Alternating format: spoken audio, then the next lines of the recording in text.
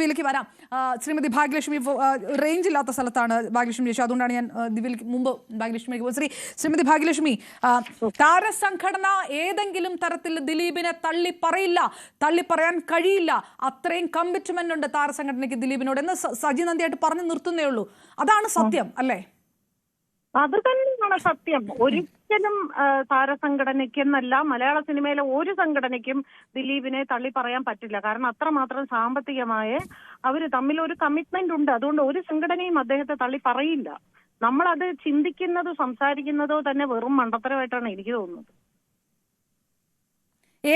നിയമത്തിന്റെ വഴിക്ക് പോകും, ഞങ്ങൾ അതിജീവിതയ്ക്കൊപ്പമുണ്ട് എന്നൊക്കെ ഒഴുക്കം മട്ടിൽ പറയുകയും വാർത്താക്കുറിപ്പിലൊക്കെ ഉണ്ട്. പക്ഷേ ദിലീപിനെ തിരിച്ചെടുക്കാനുള്ള നീക്കങ്ങൾ നടക്കുന്നു എന്നുള്ള കാര്യങ്ങൾ പുറത്തു വന്നുകൊണ്ടേയിരിക്കുന്നു.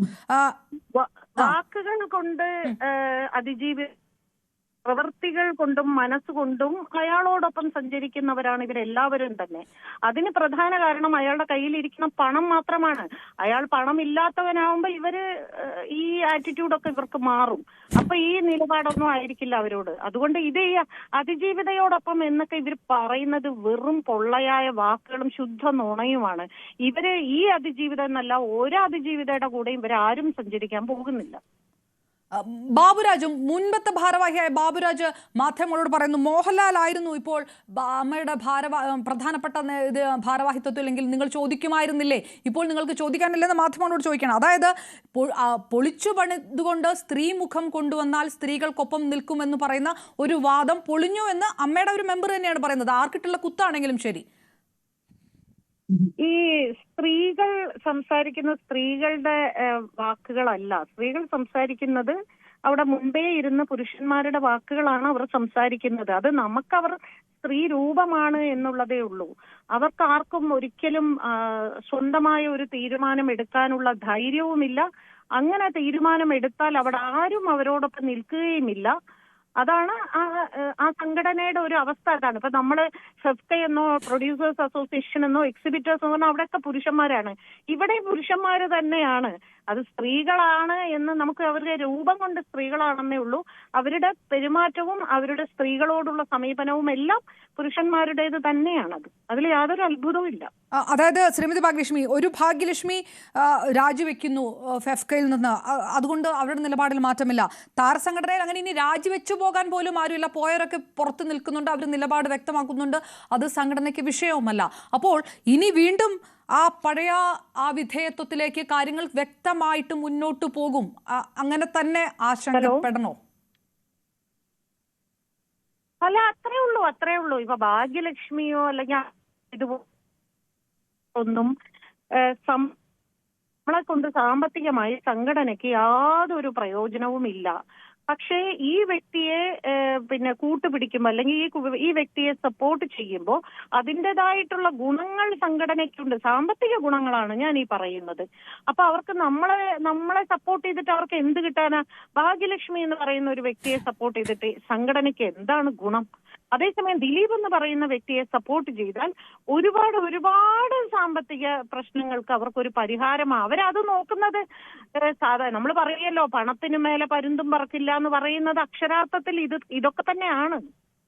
പുതിയ സിനിമ വരുന്നു, ദിലീപിന്റെ പുതിയ സിനിമ വരുമ്പോൾ അത് ശ്രീമതി ഭാഗ്യലക്ഷ്മി അതിന്റെ ട്രെയിലർ കണ്ടിട്ടില്ല എന്ന് ഞാൻ വിചാരിക്കുന്നു. പക്ഷേ താങ്കളുടേതടക്കം ഫോട്ടോ വെച്ചിട്ടുള്ള പോസ്റ്റ് ഉണ്ട്, ഈ സിനിമ കാണരുത് എന്ന് പറയുന്നത്. ഈ സിനിമയ്ക്കകത്തുള്ള ചില വാചകങ്ങൾ ഒരു പക്ഷേ ഈ വിധിക്ക് മുമ്പ് തയ്യാറാക്കിയതാണ്, അറിഞ്ഞുകൊണ്ട് തയ്യാറാക്കിയ വിധി എന്നുള്ള ആരോപണങ്ങൾ പല ഭാഗത്ത് നിന്ന് വരുമ്പോൾ വളരെ വളരെ കോയിൻസിഡൻസ് ആയിട്ടാണ് സംഭവിച്ചതെന്ന് നേരത്തെ സജി നന്ദിയാടൊക്കെ സിനിമയിലെ വാചകമല്ലേ എന്ന് ചോദിക്കുന്നു. പോലീസിനെ കാണിച്ചിട്ടാണ് പറയുന്നത്, കാത്തിരുന്ന എൻ്റെ കംബാക്ക് മൊമെന്റ് എന്നൊക്കെ ദിലീപ് പറയുന്ന ആ വാചകങ്ങളൊക്കെ വരുന്നത്.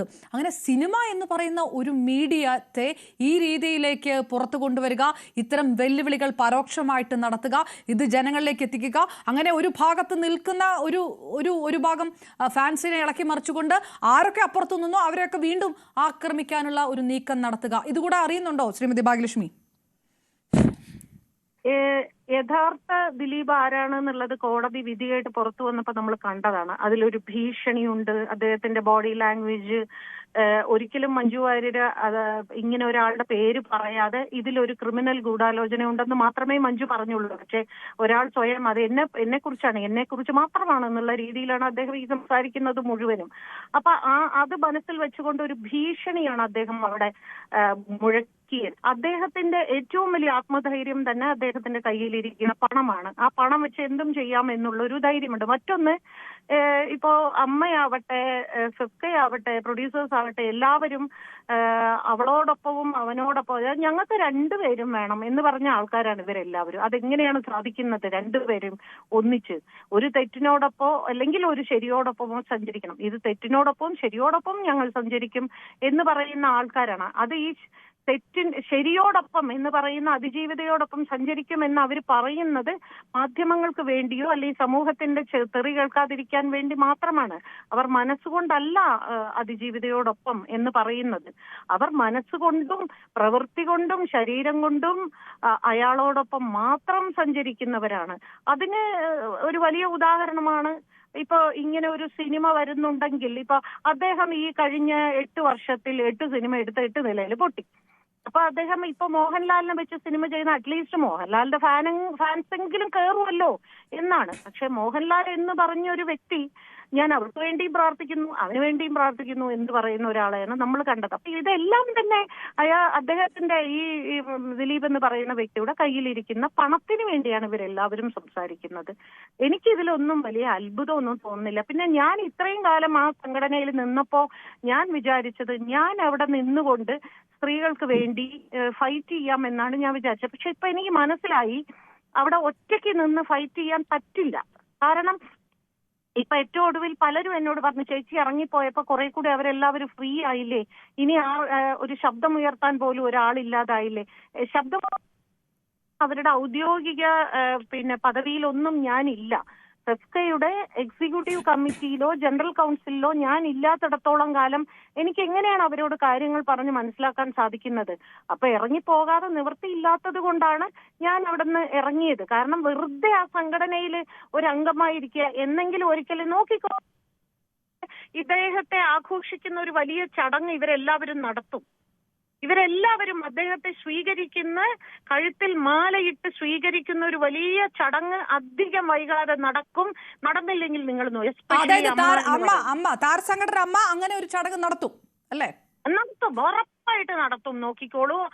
എല്ലാ ആദരവോടും കൂടെ അലങ്കരിച്ച് ആനയും അമ്പാരിയും ഉണ്ടാവില്ല എന്ന് മാത്രം, ബാക്കി എല്ലാ ആഡംബരത്തോടു കൂടിയും അദ്ദേഹത്തെ ഇവർ എല്ലാവരും ക്ഷണിച്ചു കൊണ്ടുപോകുന്ന ഒരു കാഴ്ചയും കൂടെ നിങ്ങൾ എല്ലാവരും കാണേണ്ടി വരും. അപ്പൊ ആ സംഘടനയിൽ അംഗമായി ഇരുന്നു കൊണ്ട് അത് എനിക്ക് കാണാൻ താല്പര്യമില്ലാത്തത് കൊണ്ടാണ് ഞാൻ അവിടെ നിന്ന് ഇറങ്ങിയത്.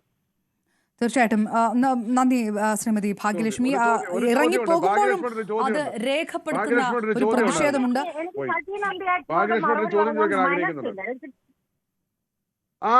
ചോദ്യങ്ങളോട് മനസ്സില്ല, വൺ സൈഡഡ്. ഞാൻ ഭാഗ്യലക്ഷ്മിയോട് ചോദിക്കരുത് ഒരൊറ്റ ചോദ്യമാണ്. അത് കഴിഞ്ഞിട്ട് കറക്റ്റാ. നമ്മുടെ രണ്ടുപേരുടെ നിലവാരം ശരിയല്ല. നിങ്ങളുടെ നിലവാരത്തോട്ട് താഴാൻ എനിക്ക് ആവില്ല. ശരി, അത് പറഞ്ഞ ശരി. എന്നാലും ഒരു ചോദ്യം ചോദിക്കട്ടെ. ശ്രീ വേടൻ കുറ്റവാളിയാണെന്ന് ഞാൻ പറയുന്നില്ല. ശ്രീ വേടൻ കുറ്റവാളിയാണെന്ന് കോടതി അല്ല, എനിക്ക് തോന്നുന്നു അവര് ഫോൺ വെച്ചിട്ട് പോയി. ശ്രീ സജി നന്ദിയായിട്ട് ഭാഗ്യലക്ഷ്മിക്ക് ഉത്തരം പറയാൻ താല്പര്യമില്ല. നമുക്ക് ദിവ്യ ഒരുപക്ഷെ നിങ്ങളോട് ചോദിക്കാം.